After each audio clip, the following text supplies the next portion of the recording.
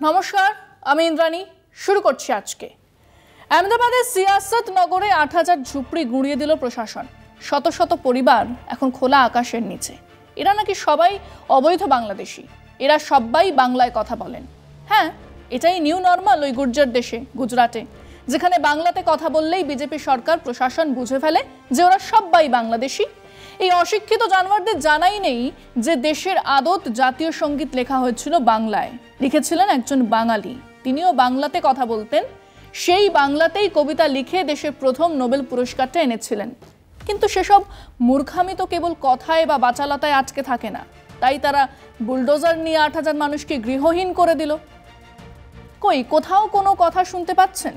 আমাদের রাজ্যের এমপিরা পৃথিবীতে ভারতের কথা বলতে যাবেন, কি বলবেন সেখানে?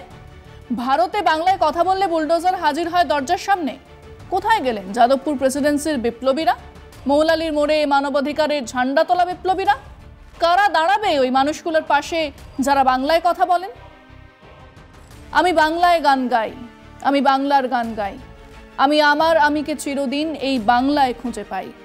আমি বাংলায় দেখি স্বপ্ন, আমি বাংলায় বাঁধি সুর, আমি এই বাংলার মায়া ভরা পথে হেঁটেছি এতটা দূর। বাংলা আমার জীবনানন্দ, বাংলা প্রাণের সুখ, আমি একবার দেখি বারবার দেখি, দেখি বাংলার মুখ। সেই বাঙালি গত দুদিন ধরে খোলা আকাশের নিচে, সেটাই বিষয় আজকে। মোদিজির রাজ্যে বাঙালির ঘর ভাঙছে কারা? বাংলার বাইরে বাংলার কথা বলা অপরাধ, বাংলা শুনলেই তাকে বাংলাদেশি বলে দাগিয়ে দেওয়া এক ভয়ঙ্কর প্রবণতার উদ্ভব হয়েছে। যে ভাষায় দেশের জাতীয় সঙ্গীত লেখা হয়েছিল, যে ভাষায় লিখে ভারতে নোবেল এনেছিলেন রবীন্দ্রনাথ, সেই ভাষায় কথা বলাটা অপরাধ।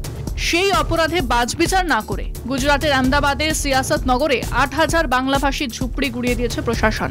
অভিযোগ, ওইসব ঝুপড়িবাসী নাকি অবৈধ অনুপ্রবেশকারী, অর্থাৎ সীমান্ত রক্ষা বাহিনী বা বিএসএফ এর নজর এড়িয়ে তারা ভারতে প্রবেশ করেছে।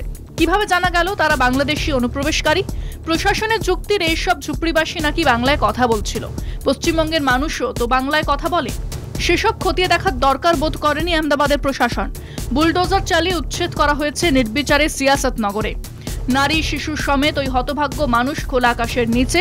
বাংলা বলাটা এতটাই অপরাধের? প্রশ্নটা ঘুরপাক খেয়ে চলেছে, সদুত্তর নেই। সদুত্তর দেওয়ার দায়ও যেন নেই ভারতের উন্নয়নের তথাকথিত মডেল গুজরাটের বিজেপি সরকারেরও। গুজরাটের শাসক দল বাংলার প্রতি সহিষ্ণু হতে পারে, কিন্তু বঙ্গ বিজেপির হর্তাকর্তারা নীরব। গুজরাটের আহমেদাবাদে চন্ডনার হ্রদের পাশে সিয়াসত নগরে মঙ্গলবার সকাল থেকে চলল বুলডোজার।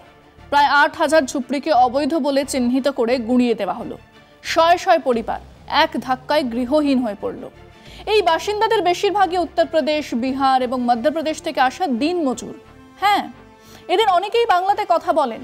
তাই একমাত্র সেই কারণেই একাধিক রিপোর্টে বলা হয়েছে প্রশাসনের দাবি এরা অবৈধ বাংলাদেশি অনুপ্রবেশকারী। আচ্ছা, তারপরেও কি কোনো প্রক্রিয়া ছাড়াই মানুষকে এভাবে উচ্ছেদ করা যায়?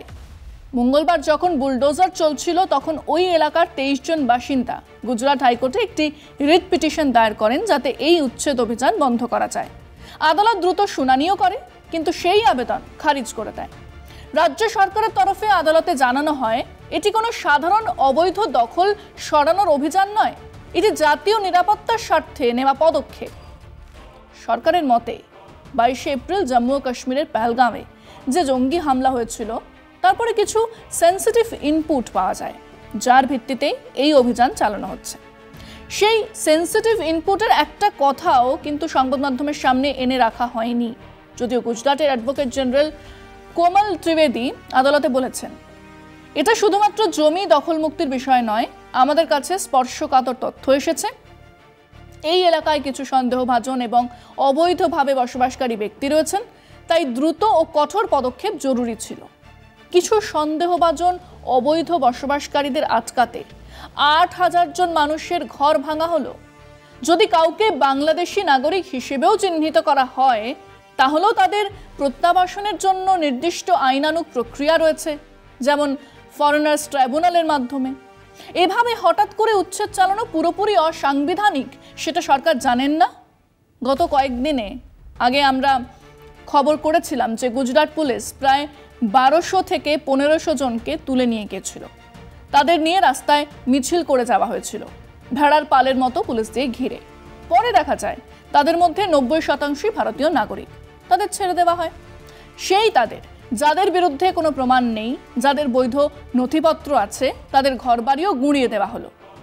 কেউ সত্যি বেআইনিভাবে বসবাস করছিলেন, তাহলেও তো সুপ্রিম কোর্টের নির্দেশ অনুযায়ী প্রথমে নোটিশ দিতে হয় এবং ন্যূনতম 15 দিনের সময় দিতে হয়, সেটাও করা হয়নি।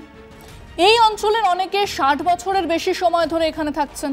অনেকের কাছেই আধার কার্ড, রেশন কার্ড ও ভোটার আইডির মতো বৈধ নথিপত্র রয়েছে। এই মুহূর্তে বাস্তব পরিস্থিতি এমন যে শত শত পরিবার গৃহহীন হয়ে খোলা আকাশের নিচে রয়েছে। যাদের ঘর ভাঙা হয়েছে, তারা তাদের জিনিসপত্র নিয়ে রাস্তায় বসে আছেন, জানেন না এরপর কি হবে। আমরা আমাদের দর্শকদের জিজ্ঞেস করেছিলাম যে কেবলমাত্র বাংলায় কথা বলে এই তথ্যের ভিত্তিতে এক লপ্তে 8000 জন মানুষের ঘরবাড়ি ভেঙে দিল গুজরাটের বিজেপি সরকার। এ রাজ্যের বিজেপি নেতাদের কি এই ঘটনার প্রতিবাদ করা উচিত ছিল না? শুনুন মানুষজন কি বলছে।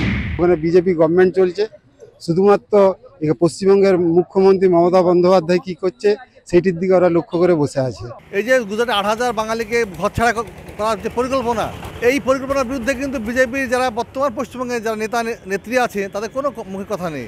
এখন আমাদের পশ্চিমবঙ্গে অনেক গুজরাটি, মারাঠি, বিহারি সবাই আছে। পরিশেষে কিন্তু আমরা সবাই ভারতীয়, আমরা সবাই ভাই ভাই হিসাবে এই পশ্চিমবঙ্গের সবাইকে নিয়ে আমরা বাস করছি। শুধুমাত্র বাঙালি বাংলা ভাষায় কথা বলে বা বাঙালি বলেই আজকে গুজরাট সহ বিজেপি শাসিত অন্যান্য রাজ্য থেকে বাঙালিদেরকে এইভাবে বিতাড়িত করা হচ্ছে। সে কথা কেন বলছে না যে বিজেপি সরকার গুজরাটে 8000 মানুষের, গরিব মানুষের গৃহহীন ঘর যারা বসবাস করে তাদের ঘরগুলোকে গুন্ডিটা দিয়ে ভাঙিয়ে দিল, তার প্রতিবাদ তো শুভেন্দু করবে না। রাজ্যের বিজেপি বলবে কি করে? কারণ রাজ্যের বিজেপি এবং কেন্দ্রের বিজেপি এরা সারা ভারতবর্ষ জুড়ে একটা হিংসার রাজনীতি করছে। ওনাদের শুধু শুধু দাঙ্গা লাগানো, অমুক লাগানো, হেই লাগানো, এসব নিয়ে ওনারা সারা জীবনটা পার করে দিচ্ছে।